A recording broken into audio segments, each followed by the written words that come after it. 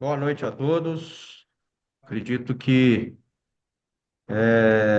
estamos aí com um grande número de pessoas inscritas e pessoas comparecidas. Agradeço aí a presença de todos. Meu nome é Valdeci Ferreira, presido o Conselho de Relações Públicas.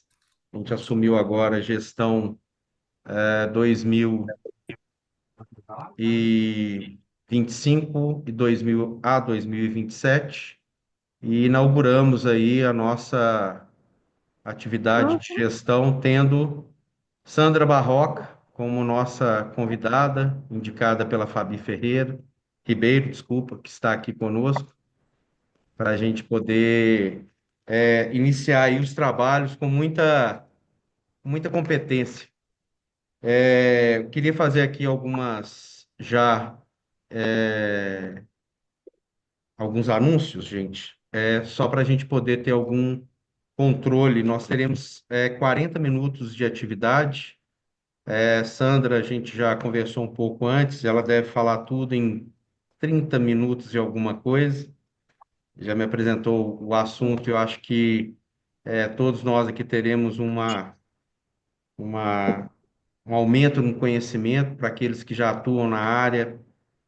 Será aí um grande, talvez aí, atualizador, e para aqueles que ainda pretendem, também serve de base, né? A Fabi, que trouxe para a gente o curso da PUC, que é nessa área, e que a gente está apoiando 100% para que a gente tenha aí profissionais formados e na atividade, com bastante competência para que exerçam essa função. Eu coloquei no chat o acesso ao link do nosso grupo. É por ele que a gente vai fazer a nossa constatação de presença para emissão de certificado. Como eu disse, as perguntas serão ao final, caso ainda tenhamos tempo. Se não, coloquem no grupo. Sandra se comprometeu a fazer todo apanhado lá das dúvidas e responder em tempo. Nós gravaremos esse nosso essa nossa atividade, ela já está sendo gravada e vai ser disponibilizada também no grupo, tá? E é isso, gente. Fabi, você quer fazer alguma breve, para a gente não comprometer o tempo, breve anúncio? Boa noite a todos. Somente agradecer a participação de cada um, interesse e sem delongas, para a gente não perder tempo de conhecimento, já queria agradecer também à Sandra a disponibilidade. A Sandra, que é uma pessoa que já atua há muitos anos na área de reputação, imagem e Aham. gestão de crise. Vai, vai ver. Então, Sandra, bem-vinda. Queria te passar a palavra e já te agradecer de antemão.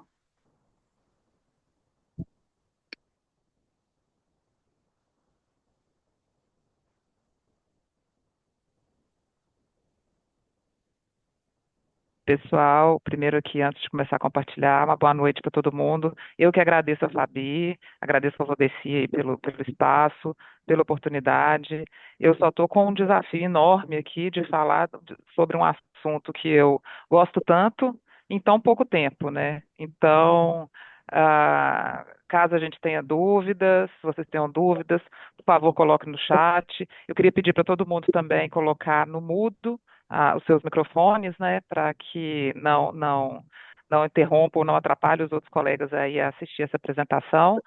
E falando aqui, já começando para a gente não perder tempo, falando um pouquinho, né, de mim, eu sou formada em jornalismo e publicidade, eu sou especialista em comunicação e gestão corporativa e em reputação e comunicação de crise e mestre em comunicação também pela PUC Minas. Então, eu tenho uma história aí longa com a universidade desde da minha primeira graduação. Bom, então vamos começar aqui a falar sobre o que a gente veio conversar efetivamente.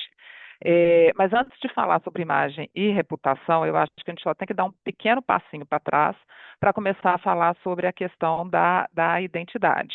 Eu acho que às vezes esse assunto pode ser até muito básico para muitas das pessoas que estão aqui, eu acredito que a grande maioria seja da área de comunicação, mas a gente tem que colocar todo mundo na mesma página, né? Então a gente entra um pouquinho nessa questão da identidade e da diferenciação entre a idade projetada e a identidade projetada e a identidade percebida, né? A identidade projetada, pensando sob o ponto de vista de pessoas, políticos e sobre o ponto de vista corporativo aqui, que eu acho que é o mais o nosso público aqui é maior, né, que é a turma que trabalha com as, com as companhias, com as empresas, é como que a empresa intencionalmente ela se apresenta, né? Ela como que a empresa quer que ela seja percebida. Ela projeta, então, um conjunto de ações, mensagens, símbolos, marcas, conceitos, cores, estratégias, enfim, para que para projetar como ela quer ser percebida.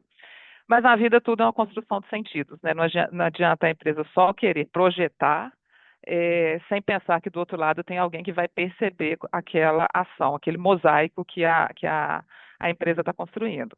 E essa percepção nada mais do que a imagem, né, que essas pessoas têm, a imagem real que esse público faz dessa empresa. E essa imagem ela acaba sendo construída a partir de experiências que as pessoas têm com essa empresa e com interações reais que acontecem. E essas pessoas, gente, é o que nós chamamos aí na área de comunicação de stakeholders. E esses stakeholders são inúmeros, né, de consumidores, funcionários, investidores, ONGs, poder público, enfim, como esses stakeholders percebem essa empresa, essa pessoa, essa gestão pública, enfim, como que ela é percebida. E aí que traz, aqui a gente já começa a perceber a palavrinha, né? A identidade percebida está ali, é a imagem real. E aí a gente já pula para o nosso próximo slide, que da imagem a gente entra aqui nessa mandala de stakeholders, que para mim é uma das melhores ilustrações que tem para as pessoas entenderem como que é que se começa a construção da reputação através das percepções, através da imagem que esses stakeholders têm. Ela ilustra esse casamento, né, da percepção, ou seja, da imagem, com a construção da reputação. Esse círculo que a gente vê, mais escuro do lado de fora, ele traz, sob o ponto de vista de uma corporação, quais são as áreas, algumas das áreas que a corporação, existem dentro da corporação. É a área de SG, de relacionamento institucional, de relacionamento com comunidade, a área de comunicação, relacionamento com investidor, suprimento, inovação, recursos humanos, enfim. Essas áreas, elas têm uma interface com esses diversos stakeholders que estão aqui nesse rosa mais clarinho, né? Nessa mandala especificamente, a gente listou aqui 16 stakeholders. Obviamente, alguns têm mais, alguns têm menos, mas aqui stakeholder, eu brinco que nunca acaba. Sempre tem aquele público que a empresa vai se relacionar de alguma forma. E aqui a gente traz empregado, fornecedor, sociedade civil organizada, investidor, academia, poder público, acionista, imprensa, cliente, enfim. Desses 16 stakeholders, cada um deles vai formar a sua imagem, a partir da experiência que ele tem de contato lá com aquela corporação. E a construção dessa imagem vinda desses stakeholders, a soma delas, ela se transforma na reputação da empresa. Agora, por que eu gosto de usar a mandala para esse exemplo? A gente poderia até fazer um organograma, utilizando esse exemplo, mas não tem como. É uma mandala, porque nem sempre esses stakeholders têm contato com uma área apenas da empresa, e nem sempre uma área apenas da empresa tem contato apenas com um dos stakeholders. Quem é de comunicação, por exemplo, às vezes tem contato com comunidade, tem contato com a imprensa, tem contato com os próprios funcionários da empresa, né? Enfim, a mandala, ela se adequa ali de acordo com a área e com os stakeholders que formam essa reputação. E é incrível que, às vezes, mesmo no nosso meio de comunicação, muita gente ainda se confunde com o que é reputação e o que é imagem.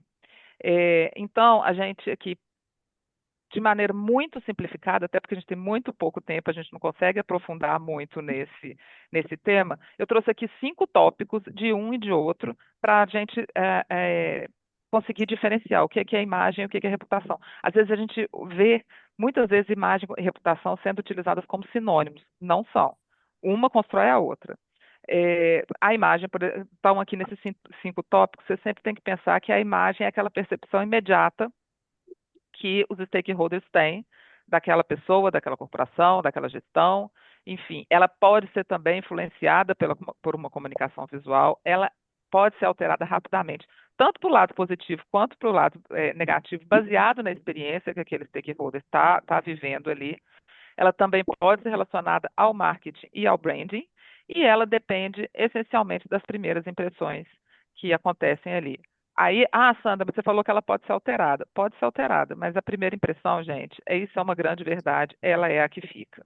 Para alterar essa impressão, primeira impressão, quando é negativa, principalmente, dá muito mais trabalho do que quando essa primeira impressão ela é positiva. E a reputação, ela é construída ao longo do tempo, né? Ela tem que ter essa base na confiança e ela tem que ser consistente. Não adianta a gente fazer uma ação e depois esquecer dessa construção contínua da reputação. E ela é influenciada pelas ações, né, que eu acabei de falar, e pelos comportamentos, e ela reflete muito o histórico da empresa e ela é mais difícil de se alterar rapidamente. Então, o que é que eu levo, às vezes a gente faço algumas palestras, alguns workshops para as pessoas que não são da comunicação, e quando eu quero explicar para elas o que é imagem, o que é reputação, eu sempre levo o exemplo do Uber. Se você pegou um Uber limpo, cheiroso, com um bom motorista, educado, te deixou no lugar certo, pegou a sua mala, colocou no porta-mala, ele foi gentil, você vai dar. A imagem que você fez dele é muito positiva, você deu 5 estrelas para ele. Mas, se a Fabi, por exemplo, num dia pegou esse mesmo Uber, que o cara estava de mau humor, o pneu tinha furado, o carro estava sujo, Boa ele errou o noite, tudo endereço. bem? Tudo Boa jóia. noite. É, é, ele errou o endereço, enfim, a percepção da Fabi foi péssima com o rapaz, e ela vai dar uma estrelinha 1. A imagem que ela teve dele ali não foi bacana. E qual que é a reputação do cara? É na hora que ele vai somar a minha imagem, a imagem da Fabi, a estrelinha, a estrelinha da Fabi, a estrelinha do Paulo, a estrelinha da Miriam, a estrelinha do João, a estrelinha do Carlos, a estrelinha do Fernando. E ali, na hora que você vai pedir o seu Uber, você vai olhar, olha, esse cara tem uma boa reputação, ele é 4,99. Então, ele é um cara que vai me deixar com segurança. Ah, não, esse cara aqui é um 4,37. Será que ele vai me deixar com segurança? Ali é o exemplo mais simples que a gente consegue explicar para as pessoas, principalmente que são fora da nossa área, o que é a diferença dessa reputação e da imagem. Ah, então, gente, assim, basicamente, a gente tendo essa construção sempre de imagens positivas, a gente vai fortalecer a reputação. E por que uma reputação fortalecida é importante para a empresa? Uma coisa sempre se casa com a outra, vocês vão perceber aqui. Pelo primeiro ponto, é a credibilidade de uma pessoa aqui num contexto corporativo. Ela é a base da confiança. E essa confiança leva aqui ao ponto 2, que são os relacionamentos duradouros. Relacionamentos duradouros trazem o quê? Clientes que se tornam fiéis à marca e funcionários que defendem a marca, fazendo com que essa marca se torne uma marca empregadora. Sendo uma marca empregadora, ela vai atrair e vai reter os melhores talentos. Atraindo e retendo os melhores talentos, ela vai conseguir entregar mais para o mercado, ou seja, ela vai se diferenciar dos seus concorrentes, vai ter uma vantagem competitiva.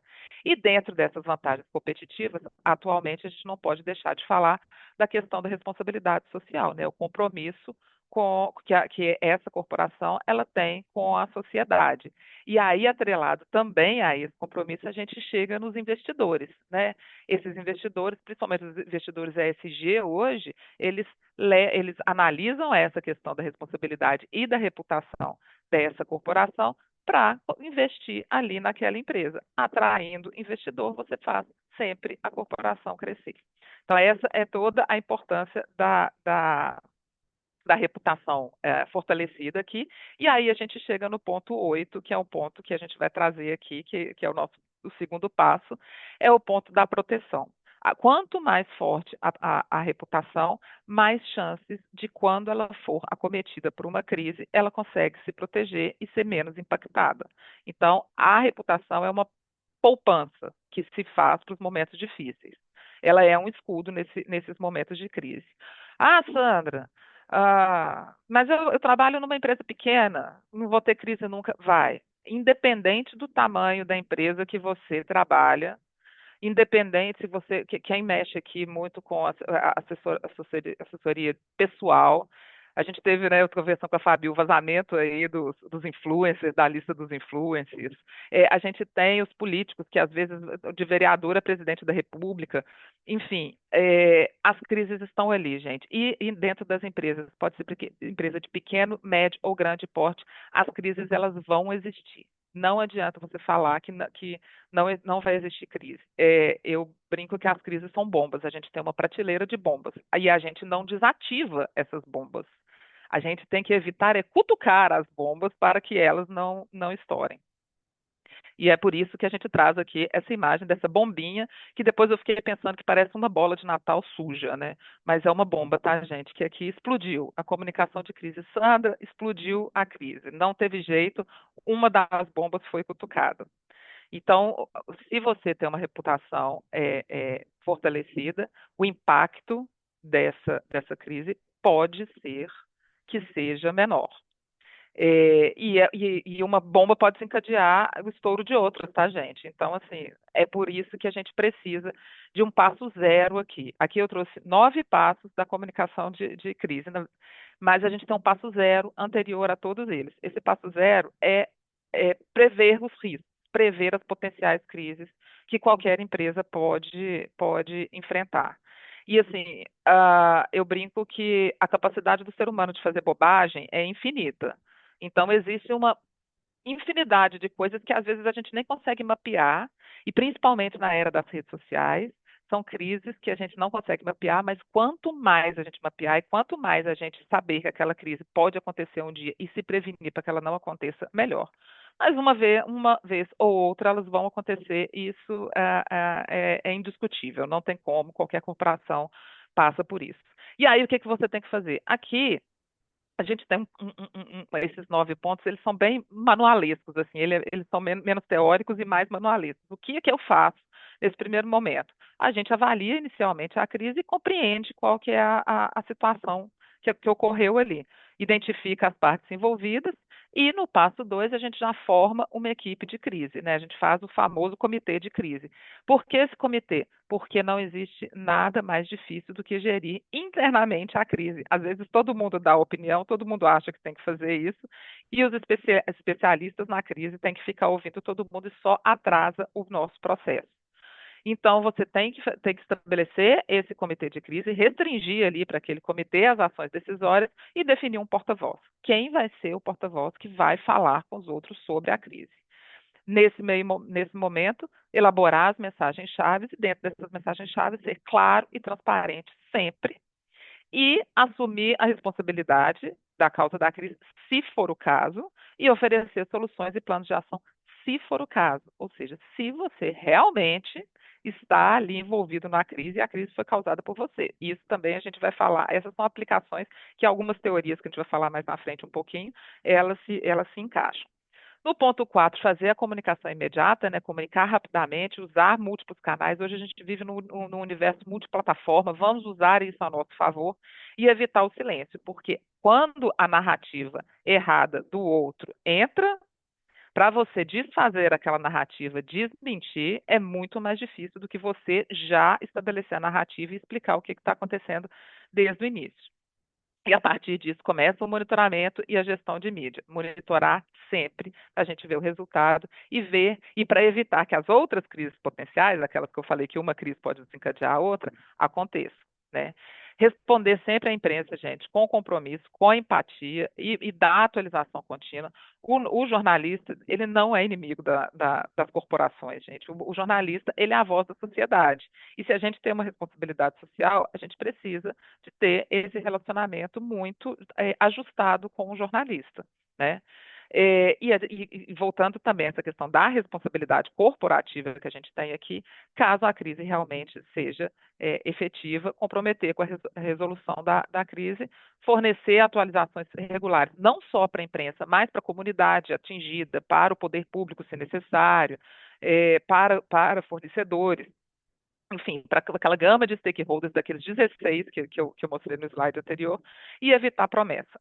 Uma das coisas mais difíceis que tem é você desfazer uma promessa feita numa situação de crise. Ah, eu desmatei uma árvore centenária, pode ficar tranquilo que eu vou replantar 17 campos de futebol de pau-brasil. Não prometa isso numa situação de crise. Você tem que analisar diferentes contextos para se comprometer com qualquer tipo de resolução. Minimizada a situação de crise, saiu do furacão, a gente inicia a gestão pós-crise. É fazer uma análise do que causou aquela crise, fazer ações de recuperação da confiança, comunicar os aprendizados de forma transparente, a gente volta para aquela questão de ser claro e transparente, e fazer a prevenção de futuras crises, implementando medidas preventivas e o treinamento contínuo. E aí, junto com o 9, a gente volta lá para o ponto zero, que eu não coloquei aqui, que é a listagem dos possíveis riscos, inclusive que podem surgir a partir dessa crise que foi colocada aqui. Aí aqui a gente falou um pouquinho do ponto de vista prático, né, de como que a gente vai colocar a mão na massa para fazer essa comunicação de crise. E aqui eu trouxe algumas das teorias, né, relacionadas à comunicação de crise. Aqui eu trouxe 10 teorias. É muito, muito interessante a gente ver o aumento do contínuo que agora a gente tem na academia, do estudo relacionado à comunicação de crise, à gestão de reputação, à gestão de crise.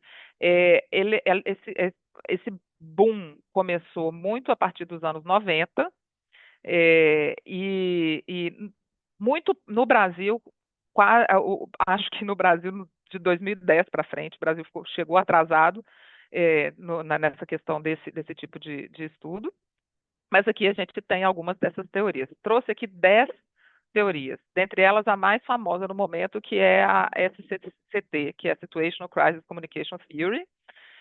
Vocês vão ver que todas são feitas por estrangeiros, né, por causa dessa questão de que eles começaram a estudar esse assunto muito antes da gente. Tem algumas teorias, elas são como um spin-off de teorias. Essa número 4, por exemplo, que é o discurso da renovação, é um spin-off da teoria da reparação da imagem, que a gente vai falar um pouquinho. Essa questão da número 5, por exemplo, Advocacy e Image Restoration, teoria que seria da restauração, também ela foi atualizada, assim como a teoria da reparação da imagem. Então, aqui eu trouxe 10, gente, mas tem 20, tem 30, tem muitas teorias que falam sobre a comunicação de crise. Mas porém, dificílimo a gente achar textos em português que falam sobre esse assunto. Tá? A maioria está em inglês.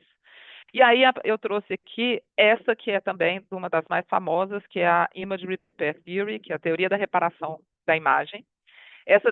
Ela é de 1995 e ela começou a ser tratada como teoria da restauração da imagem.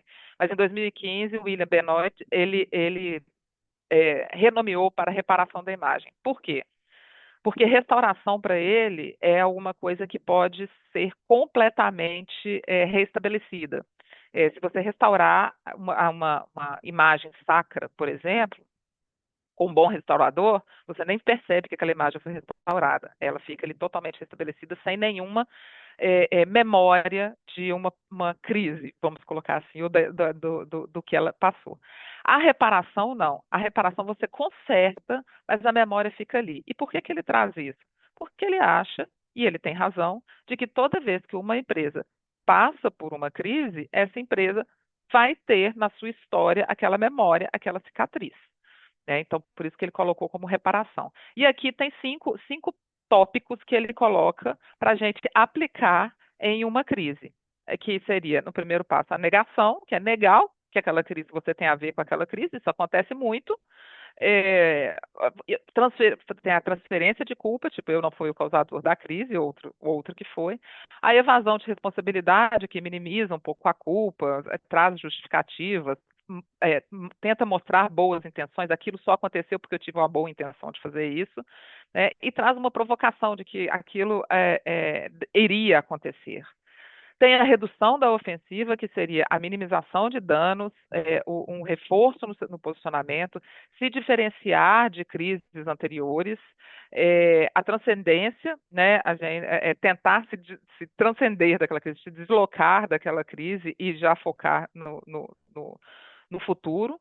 Uma acusação de ataque, e aí se a gente vê muito em crises que envolvem políticos, por exemplo, é um atacando o outro para minimizar o impacto na sua reputação, na sua imagem, naquele momento ele ataca o outro, e estratégias de compensação.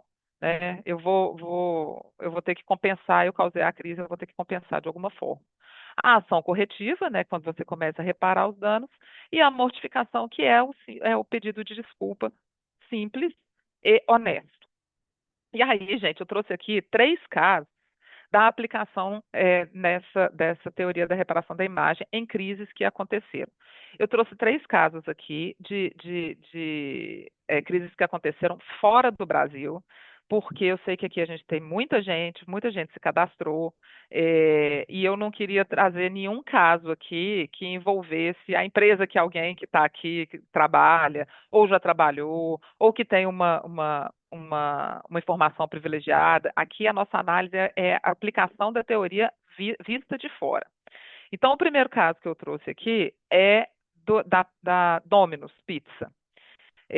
Algum tempo atrás, esse sujeito agradável aqui, que está colocando um pedaço de queijo no nariz, ele e uma colega de trabalho, eles gravaram um vídeo dentro da cozinha da Domino's, é, fazendo gracinha, espirrando em cima da pizza, colocando o dedo sujo dentro da pizza, colocando queijo no nariz e tal. E esse vídeo se viralizou, muita gente viu o vídeo e pegou muito mal para Domino's, obviamente, que não tinha controle ali daquelas ações e que pessoas consumiram aquela pizza onde o sujeito espirrou em cima ou colocou um pedaço de queijo dentro do nariz.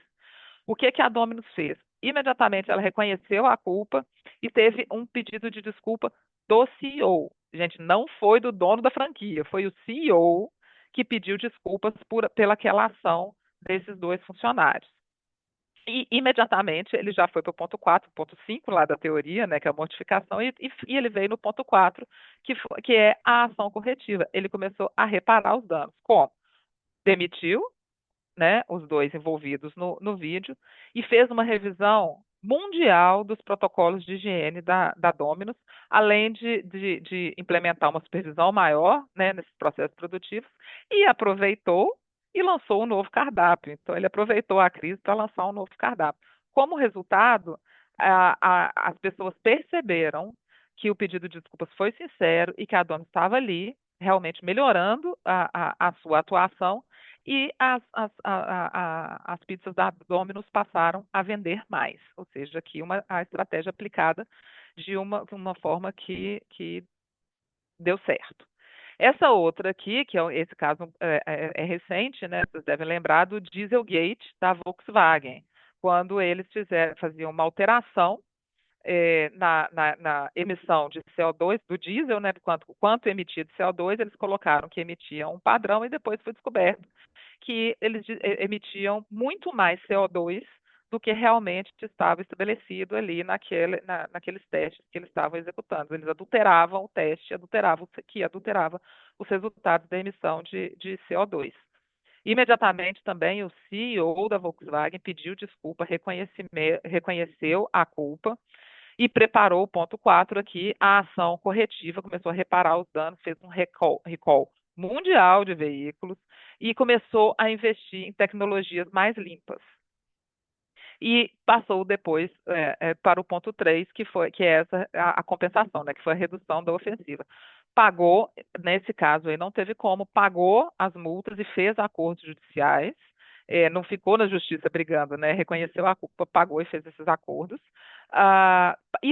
e teve uma mudança de estratégia. Como eles foram, né, acusados ali de emitir mais CO2, eles passaram a investir mais em veículos elétricos e ter um foco mais voltado para a sustentabilidade. É, Depois de um período de quedas, Volkswagen voltou a retomar as vendas e começou a vender mais do que eles estavam vendendo no período anterior a essa crise. E aqui um caso de que deu errado. Esse caso aqui, eu acho que vocês também devem lembrar, foi na United Airlines. Esse sujeito aqui que está aqui sendo arrastado pelo corredor do avião com a barriga de fora era um médico de 69 anos que estava no voo e deu overbooking e ele foi convidado a se retirar do voo e ele alegou que não iria se retirar porque ele tinha uma cirurgia para fazer. Enfim, mesmo que ele não tivesse cirurgia, ele tinha o direito de estar ali. E ele foi eleito a ser retirado, não quis tirar, e o que os agentes fizeram? Retiraram à força. Ele teve costela quebrada, ele se desequilibrou, bateu o nariz, ele quebrou o nariz durante essa abordagem. E aí, o que aconteceu? O que o United Airlines fez? Aqui, a estratégia de aplicação da teoria da reparação da imagem é aplicada equivocadamente. Em primeiro ponto, ele usou a estratégia de negação. Ele não negou a ocorrência, mas ele negou que os agentes dele, os agentes de bordo, tinham cometido um erro. E transferiu a culpa para o passageiro e para as políticas de overbooking. O mais engraçado aqui é que a política de overbooking é da própria United Airlines, mas ele, no posicionamento totalmente equivocado dele, além de ter culpado o passageiro, perdão, ele ainda culpou a política de overbooking da própria empresa. Quando viu que a repercussão estava muito negativa, gente, hoje isso aqui é uma arma de todo mundo, né? Todo mundo tem uma câmera na mão. Então, quando viu que a situação viralizou e que começou a tomar uma proporção muito maior, o que que ele fez? Evadiu-se da responsabilidade. Ele minimizou novamente a culpa da United Airlines e buscou justificativa. E aí sim começou a culpar os funcionários, que antes eles tinham falado, que ele tinha falado, que tinham agido corretamente. Mas ele eximiu a empresa da responsabilidade e colocou a responsabilidade na pessoa física, nos funcionários ali naquele caso. Novamente, a ação deu totalmente errado, continuou uma chuva de críticas na United Airlines, e aí eles começaram a pensar nessa redução da ofensiva. Eles falaram, a gente tem que mudar de alguma forma para melhorar a percepção da empresa. E aí eles começaram a mudar a política de overbooking da empresa e, por fim, pedir desculpa. Mas o pedido de desculpa, ele chegou de uma maneira tardia, e de uma maneira totalmente ineficaz. Então, não adiantou nada. Esse pedido de desculpa, ao contrário do que aconteceu com o CEO da Domino's e da Volkswagen, que foi imediato e sincero, esse aqui todo mundo percebeu que foi uma estratégia de comunicação. Então, não deu certo nesse caso da American Airlines.